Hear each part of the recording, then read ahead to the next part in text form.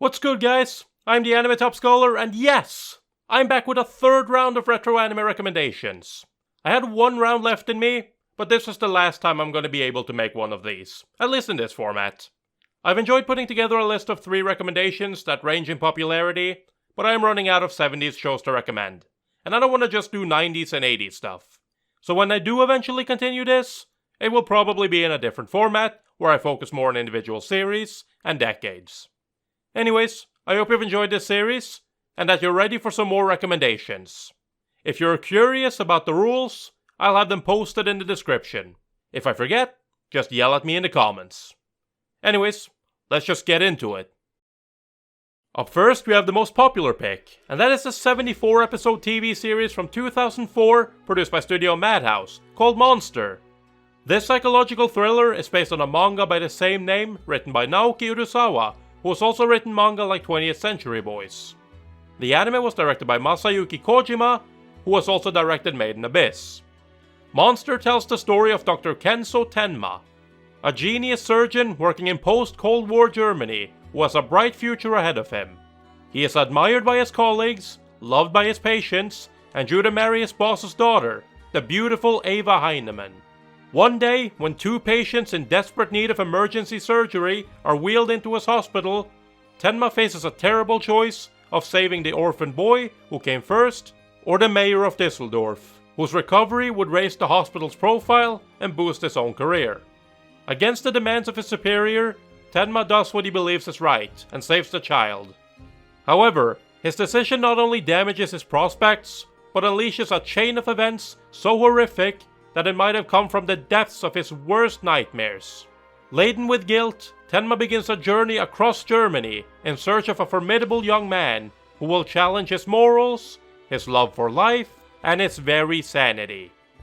Monster is a classic anime, and an amazing psychological thriller that puts most other similar stories to shame. It is also renowned for having one of the best and most horrifying villains in anime, in Johann Liebert. Honestly, you could dedicate an entire video to just breaking down how terrifying this guy is, despite the fact that he doesn't get a whole lot of screen time during these 74 episodes. But that's not what I'm doing here. I'm just trying to sell you on this show if you haven't seen it yet. Monster is a bit of a slow burner. It's very methodical in its approach and spends a lot of time building up the main mystery in the show. That can make it a bit difficult for people to get into if you're not willing to put in the time you need to watch it all. But if you do, you're gonna get rewarded handsomely with an incredible payoff at the end. I honestly can't praise this show enough. The only real negative I can say is that there are some episodes here and there that aren't very entertaining, and that it can feel a bit slow. But at the end of the day, it's an amazing story that you definitely should watch or read the manga. Up next, we have the slightly less popular pick, and that is the 2004 TV anime Beck, Mongolian Chop Squad.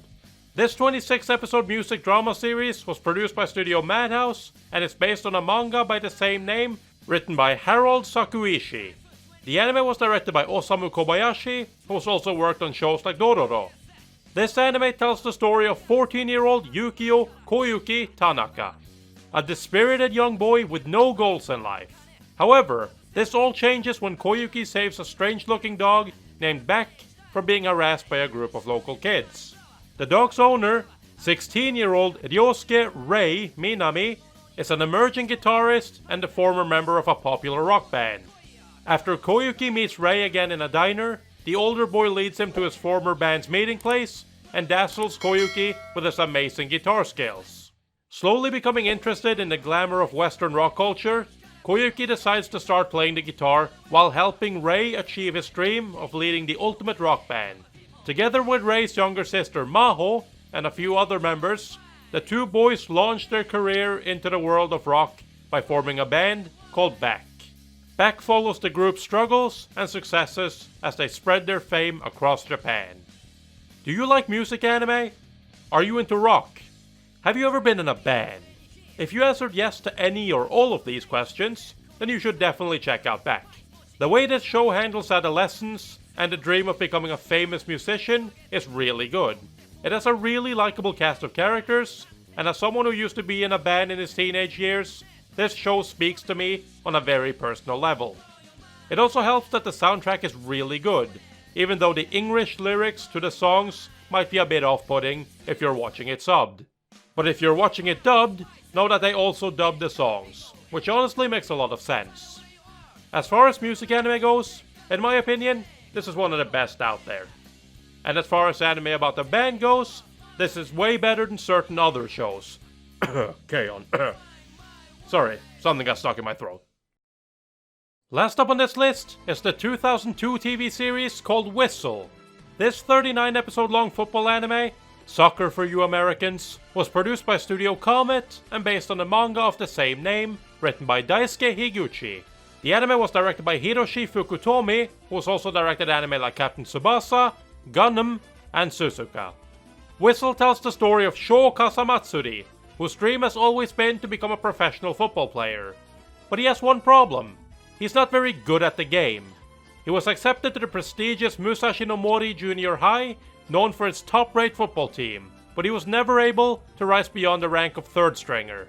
After transferring to Sakura Josui Junior High, he can finally play football, and with the support of his new friends and teammates, his strong determination, and lots of hard work, his football skills are developing rapidly and setting Sho well on his way to achieving his dream.